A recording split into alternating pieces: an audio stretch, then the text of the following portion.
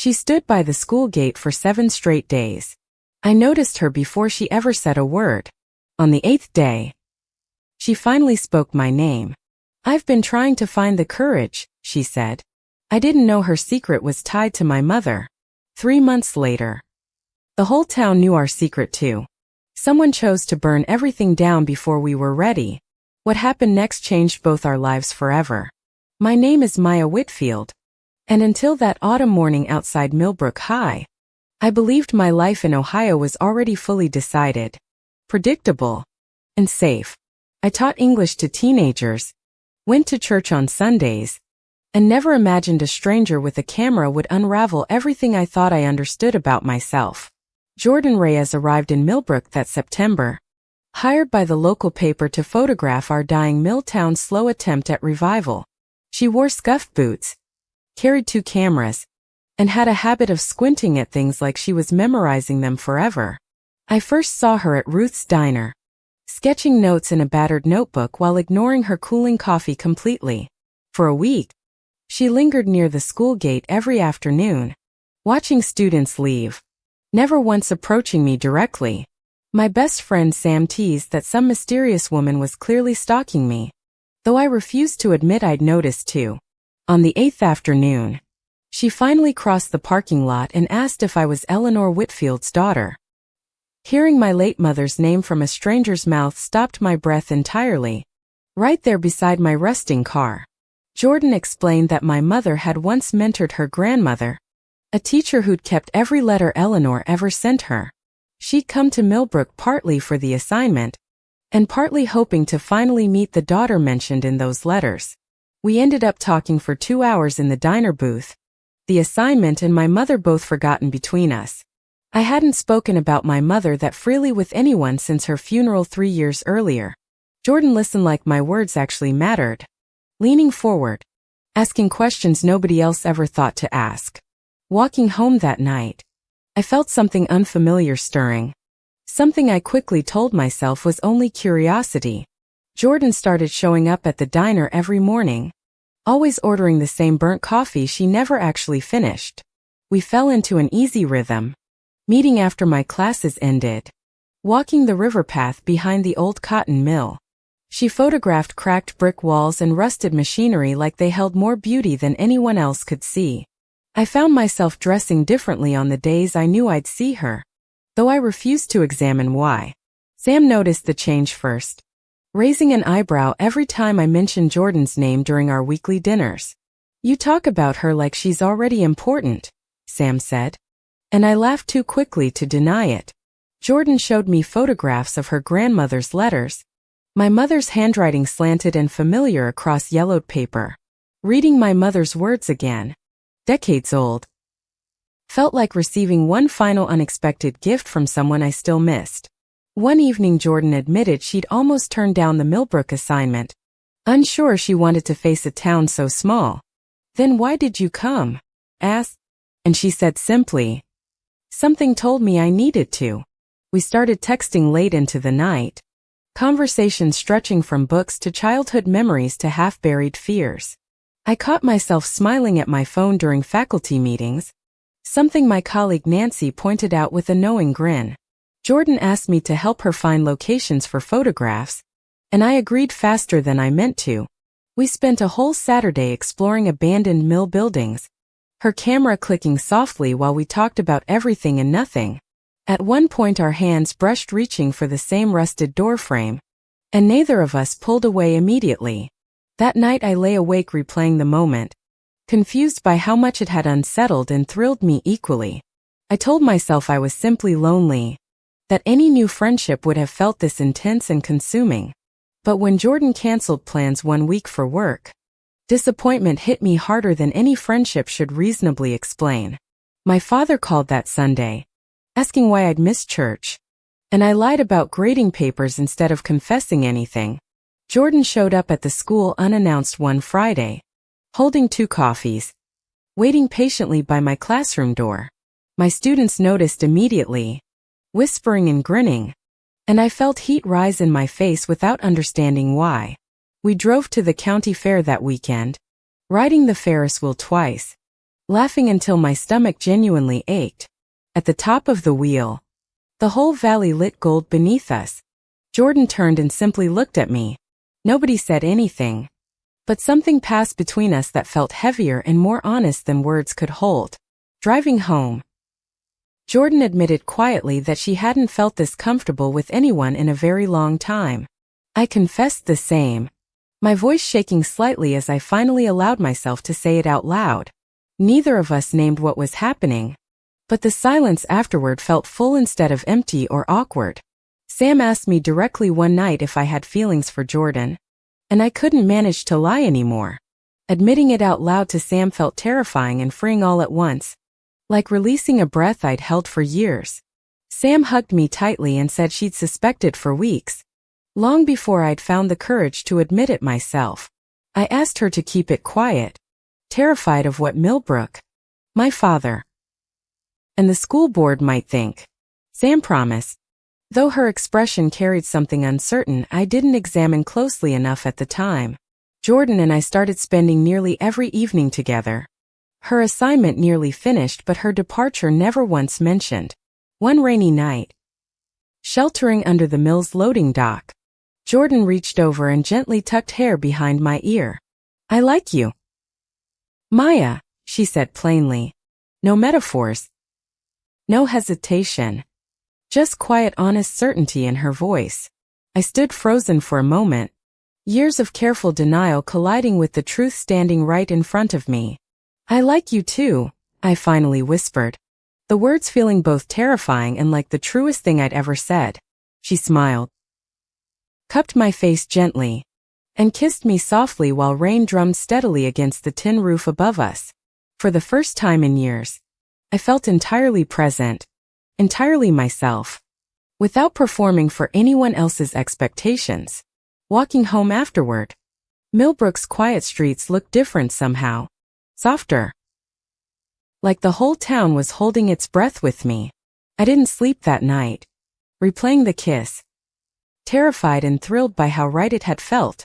The next morning I looked in the mirror and, for the first time, admitted the truth to myself completely. I was falling for a woman, and no amount of prayer or denial could change what my heart already knew. Jordan and I agreed to keep things private for now, careful and slow, protecting something still fragile and new. We started meeting outside town limits, at a lake an hour away where nobody from Millbrook would recognize us. Those stolen afternoons became sacred, hours where I could simply exist without calculating every glance or gesture. Jordan told me about her own coming out years earlier, how her family had struggled before eventually finding their way back. Her honesty gave me hope, though my father's sermons about sin and marriage still echoed uncomfortably in my mind. I started imagining a future for the first time in years, tentative and quiet, but undeniably real in mine. Jordan's editor called asking when she'd return to Chicago, and something cold settled in my stomach hearing that name. "I haven't decided," Jordan told him, glancing at me across the table with an expression I couldn't quite read. I didn't ask what she meant, afraid that asking might force a decision neither of us was ready to make. Tyler Grant, my college boyfriend, moved back to Millbrook that October, immediately asking around about my sudden new closeness with a stranger.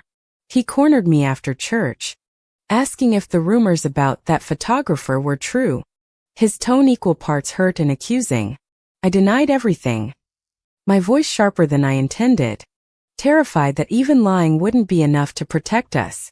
My father mentioned Tyler approvingly at dinner that week, hinting hopefully that maybe we'd reconnect now that he was back. I changed the subject quickly, unable to meet his eyes while guilt and fear tangled uncomfortably inside my chest. Jordan noticed my growing anxiety and asked what was wrong, but I brushed it off, unwilling to burden her yet. "You can tell me anything," she said gently, and I almost did, before old fear closed my throat shut again. One evening, Mrs. Higgins from the school board saw us leaving the diner together, lingering a beat too long outside. She said nothing, only smiled tightly, but something about her expression made my stomach twist with dread immediately. 2 days later, Whispers started circulating faculty meetings. Colleagues suddenly quieter whenever Jordan's name came up in conversation. Nancy warned me privately that Mrs. Higgins had questioned other teachers about my personal relationships during a closed-door meeting. I confronted Sam, terrified she'd broken her promise, but she swore she hadn't told a single soul about us. I wanted to believe her completely, but doubt had already planted itself somewhere deep and stubborn inside me. Jordan suggested we simply stop hiding, that living authentically mattered more than protecting a job in a town this small. It's easy for you to say, I snapped, immediately regretting it as hurt flickered across her face. You can leave whenever you want. I have to live here with whatever happens after you're gone, I said bitterly. The words landed harder than I meant, and Jordan went quiet, staring out at the darkening mill yard. We didn't speak for 3 days afterward, the longest silence between us since that rainy night under the loading dock. My father called, oddly gentle, asking if something was troubling me, his intuition sharper than I'd ever given him credit for. I almost told him everything then, but panic swallowed the words before they ever reached my mouth. Jordan finally texted, apologizing for pushing too hard, admitting she was scared of losing whatever we'd built together. We met at the lake again, and I apologized too, admitting my fear wasn't really about her at all. I'm scared of losing everything I've ever known, I confessed, tears finally spilling free after weeks of careful control. Jordan held me quietly, promising she wasn't asking me to choose overnight, only asking me not to disappear from myself. That fragile peace lasted barely a week before Mrs. Higgins requested a formal meeting regarding concerns from parents. Sitting across from her in the principal's office, I felt 18 years old again, small and terrified beneath her stare. She never named Jordan directly, speaking instead in careful phrases about appropriate conduct and community values and role modeling. I left that meeting shaking, certain my job, and possibly my entire life in Millbrook, hung dangerously in the balance. Jordan wanted to march into the school board meeting and defend us publicly, but I begged her not to. You'll only make it worse, I said, though really I was terrified of what public honesty might cost me. That fear created distance between us again, small but noticeable, like a hairline crack spreading slowly through glass. My brother Eli called unexpectedly, saying he'd heard rumors around town and wanted to know if they were true. I braced myself for judgment, but instead he simply asked, quietly, "Are you happy, Maya?" That's all I care about. His unexpected kindness cracked something open in me, though I still couldn't manage to say the truth out loud. I don't know what's happening, I lied, and Eli let it go, though his eyes said he didn't believe me. Tyler cornered me again outside the grocery store, this time practically begging me to give him another chance. I know about her, he said coldly, and I know my father sits on that school board. Maya. The threat, quiet but unmistakable, sent ice through my veins as I hurried away without responding at all. I told Jordan about Tyler's threat that night, my hands trembling as I finally admitted how frightened I truly was. She wanted to confront him immediately, but I convinced her that would only escalate an already dangerous situation further. We agreed to be more careful, though the joy that once defined our time together felt increasingly shadowed by fear. My father invited Jordan to Sunday dinner, unaware of everything, simply wanting to meet the friend I'd mentioned occasionally. Sitting at that table, watching him laugh easily with Jordan, guilt gnawed at me harder than ever before. After dinner, Jordan told me quietly that lying to my father felt worse than facing whatever truth might cost us. I'm not ready, I said, and she nodded, though disappointment sat heavy and visible behind her careful, patient eyes. The following week, an anonymous note appeared in my school mailbox, warning me to remember what's expected of Millbrook teachers. I couldn't stop shaking as I read it, certain someone was watching, waiting, ready to expose everything I'd built. Jordan found me crying in my classroom after school. The note crumpled tightly in my trembling terrified fist. We should stop seeing each other, I said through tears. At least until this dies down. Until I'm safer. Her face crumpled. But she nodded slowly, agreeing only because she could see how genuinely frightened I'd become. We stopped meeting entirely for 2 long weeks.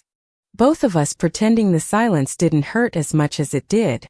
I told myself distance was protecting us both, though the ache in my chest argued otherwise every single day. Then, without warning, someone posted a photo online, Jordan and me holding hands beside the lake, clearly taken from a distance. By morning, half of Millbrook had seen it, and my phone wouldn't stop buzzing with messages I was too afraid to open. Mrs. Higgins called an emergency school board meeting, citing urgent concerns about my continued employment at Millbrook High. I sat frozen at my kitchen table, staring at the photo, trying to identify who could possibly have taken it. Sam arrived at my door, pale and shaking, and confessed through tears that she was the one who'd posted it. I stared at her, betrayal crashing through me faster than I could process, unable to understand how my closest friend could do this. I did it because I love you, Sam sobbed. Because you were disappearing, hiding a whole part of yourself away. She explained she'd hoped exposure would force me toward freedom, never imagining it would put my job in immediate danger instead.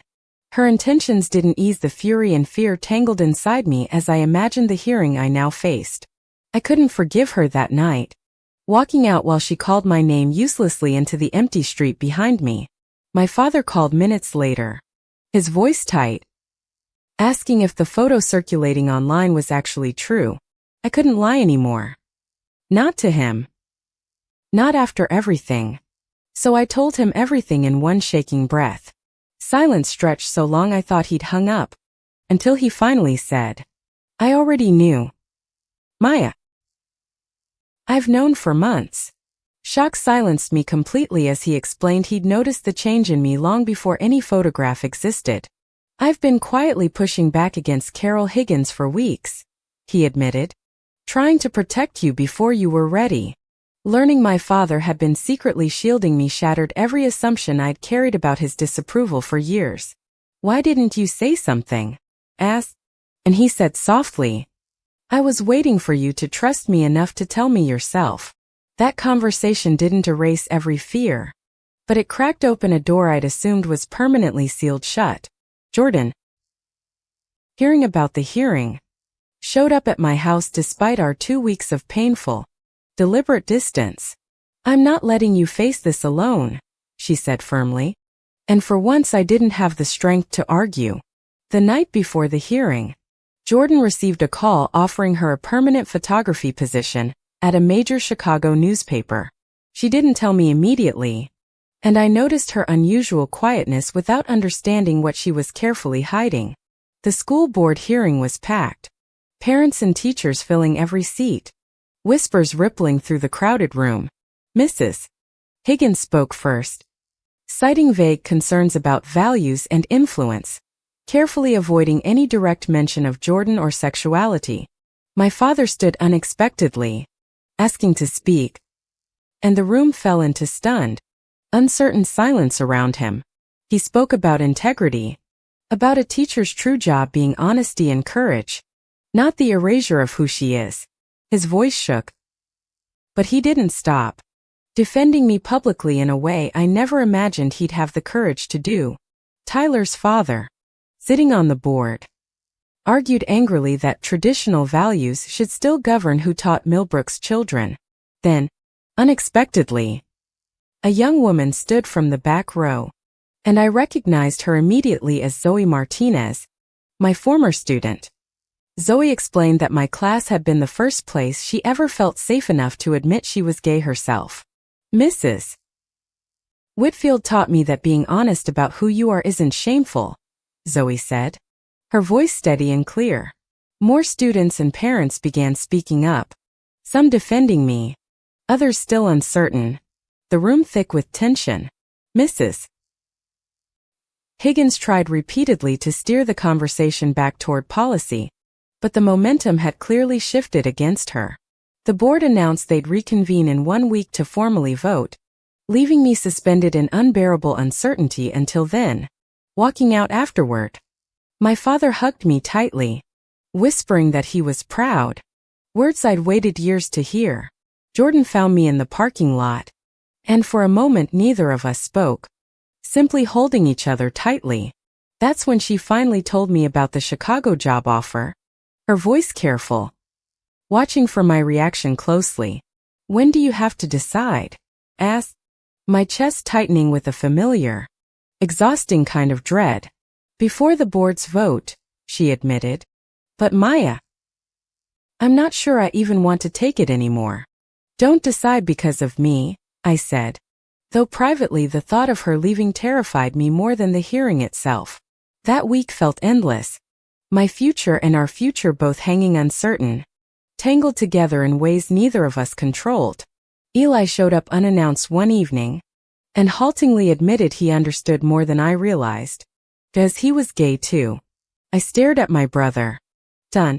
29 years of assumptions collapsing as he finally spoke his own long-buried truth aloud. "I never told anyone," he admitted, "because I watched how Dad reacted to things, and I was scared.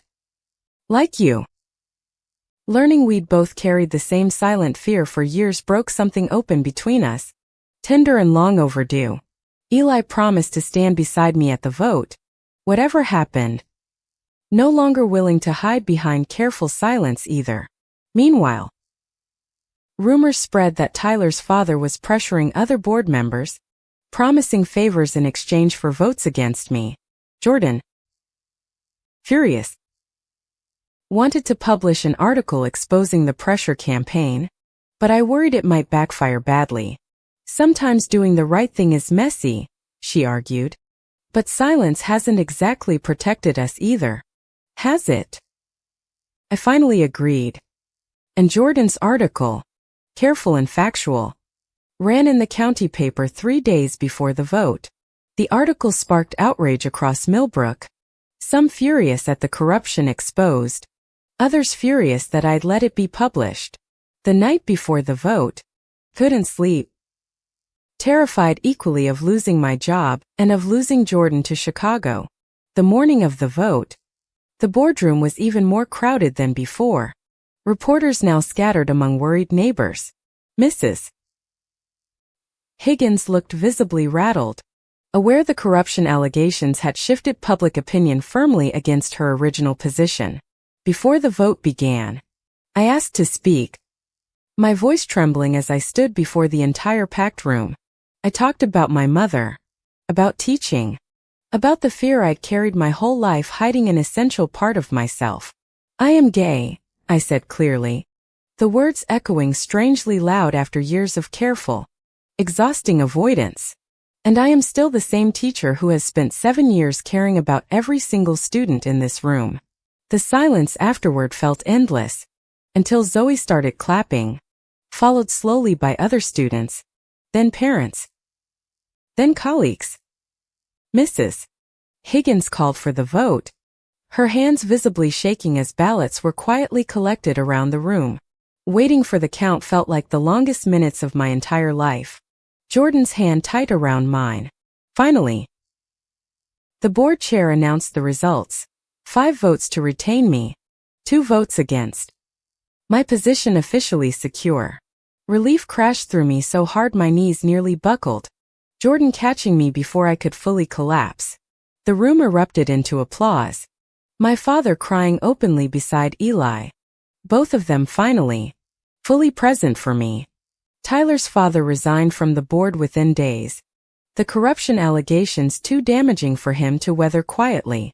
Sam approached me afterward, tearful, asking if there was any way to earn back the trust she'd broken.